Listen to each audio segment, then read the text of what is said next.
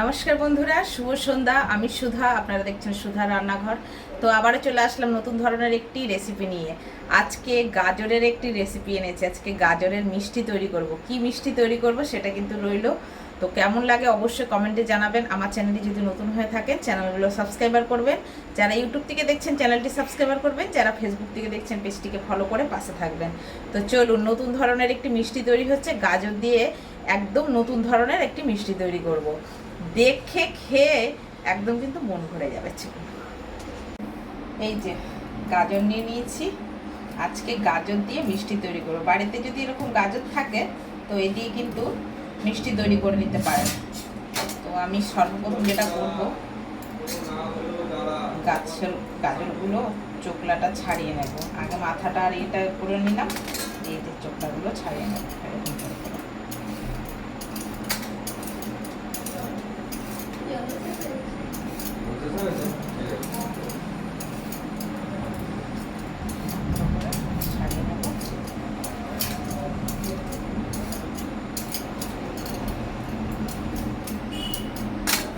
ছাড়িয়ে নিয়েছি, এগুলো ওরকম করে ছাড়িয়ে নেব।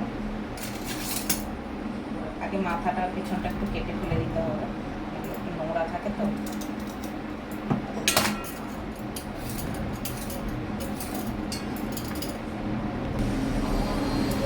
গাজরগুলো আমার সব ছাড়ানো হয়ে গেছে। এবার আমি পিস পিস করে কেটে নেব। যেরকম ভাবে কাটতে চান সেরকম ভাবে কেটে নেবেন। আমি এই যে এরকম করে করে কেটে নিচ্ছি, এরকম করে করে পাতলা পাতলা করে কেটে নিচ্ছি।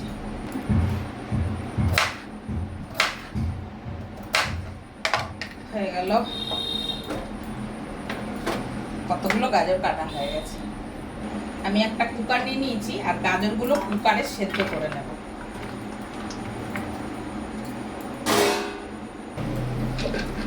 এর মধ্যে কিছুটা কাজু বাদাম নিয়ে নিচ্ছি, দিয়ে কটা কাঠবাদাম দিয়ে দিচ্ছি। একটা মিক্সি বোল নিয়ে নিচ্ছি, এগুলো সব দিয়ে দিলাম, দিয়ে এটা ঘুরাবো, ঘুরিয়ে ফিরে আসছি। আমার কিন্তু বাদামগুলো যে গুঁড়ো করা হয়ে গেছে, এরকম করে গুঁড়ো করেছি দানা দানা করে, একবারে পেস্ট করে নিই। পেস্ট দরকার নেই, এরকম দানা দানাই দরকার। গাজরগুলো সব সেদ্ধ হয়ে গেছে, তুলে নিয়েছি। আর এই যে জলটা একটুখানি ছড়িয়ে নিলাম। এবার এই যে একটা দিয়ে নিয়েছি, এটা দিয়ে গাজরগুলো এরকম করে টিপে ম্যাশ করে নেব। এই যে আমার এগুলো সব ম্যাশ করা হয়ে গেছে গাজর। আমি এখানে কড়াটা বসিয়ে দিয়েছি, আর কড়াতে দিয়ে দিচ্ছি ঘি। ঘি দিয়ে দিচ্ছি। ঘিটা দিয়ে দিয়েছি, গরম হয়ে গেছে। এবার দিয়ে দেব গাজরটা।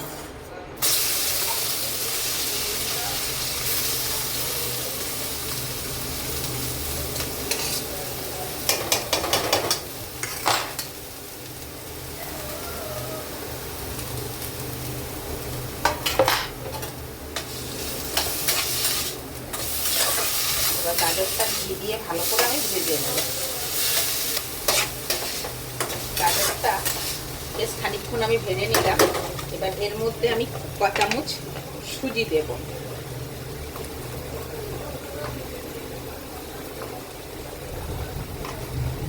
এই ছোট চামচের 5 চামচ সুজি আমি এর মধ্যে দিলাম।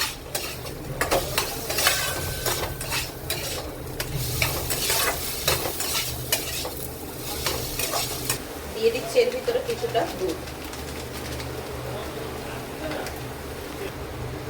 দুধটা দিয়ে ভালো করে এটা মিশাবো। আর আমার গ্যাস কিন্তু এই মুহূর্তে সিমে আছে, অবশ্যই গ্যাস সিমে রাখবেন। এর মধ্যে আমি কিছুটা এলাচ দানা দিয়ে দিচ্ছি। আপনাদের কাছে যদি এলাচ গুঁড়ো থাকে সেটা ব্যবহার করতে পারেন। এলাচের যে ভিতরের বীজটা আমি সেটা ব্যবহার করেছি, চোকলাটা কিন্তু ফেলে দিয়েছি। এটা কিন্তু আমার হয়ে গেছে, ঠিক এইরকম শুকনো শুকনো হয়ে যাবে। এই যে আমি থালাতে তুলে নিচ্ছি, একদম শুকনো শুকনো হয়ে গেছে। এই যে এরকম শুকনো শুকনো। এইটার ভিতরে একটুখানি ময়দা দেব, ব্যাস। এবার এই ময়দাটা দিয়ে এটা ভালো করে একটু মাখবো।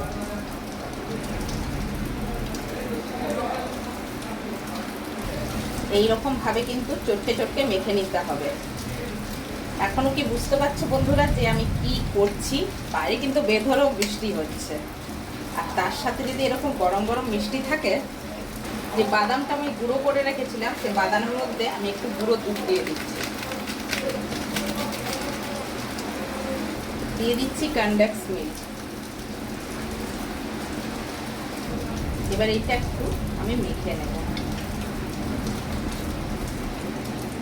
এই যে একটু হাতে ঘি নিয়ে নিয়েছি আর এটা রেডি করে নিয়েছি। এবার আমি একটা এরকম বোল নেব,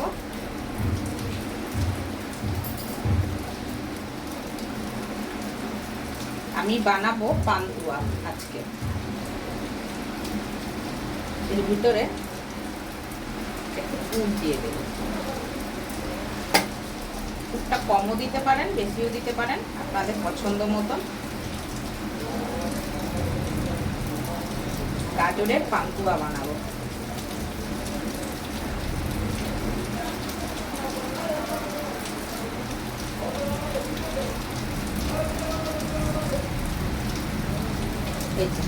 রেডি হয়ে গেল গাজরের পান্তুয়া। আমার কিন্তু মিষ্টিগুলো তৈরি হয়ে গেছে। হাত দিয়ে টেম্পারেচারটা দেখে নিলাম, ধোঁয়া উঠছে। একটু গ্যাসটা কমিয়ে দিলাম, মিডিয়াম করে দিলাম। এবার মিষ্টিগুলো আমি ভেজে নেব।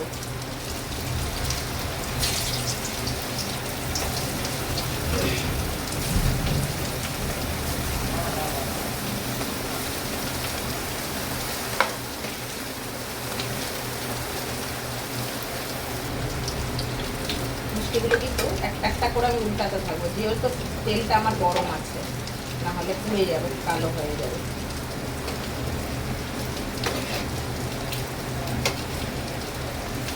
মিষ্টিগুলো কিন্তু আমার ম্যাক্সিমাম ভাজা হয়ে গেছে। যেগুলো ভাজা হয়ে গেছে সেগুলো আমি তুলে নিচ্ছি থালাটায়।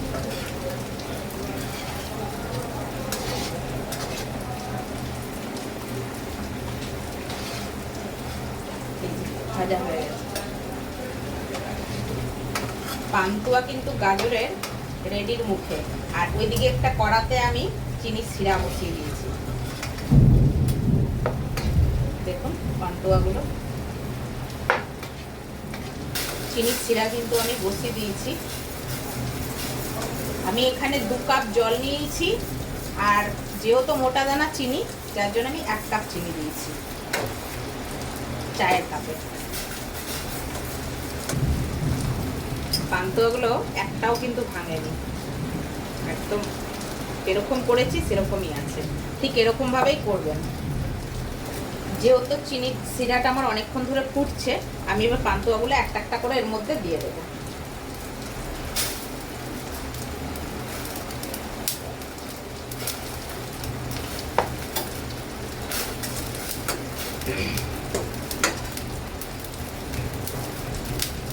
এই রসটা কিন্তু এর ভিতরে ঢুকবে পুরো, আর এরকম ফুটবে। না ফুটলে রস কিন্তু ঢুকবে না।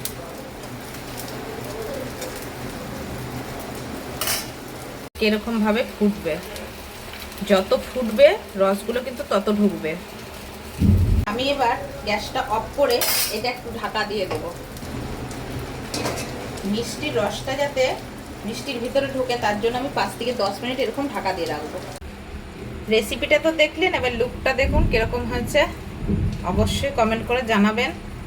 আজকের মতো বিদায় নিচ্ছি বন্ধুরা, তবে তার আগে কেটে দেখাবো যে কতটা সফট বা সুস্বাদু হয়েছে। চলুন বন্ধুরা, একটা মিষ্টি আমি তুলে আপনাদের সাথে শেয়ার করছি।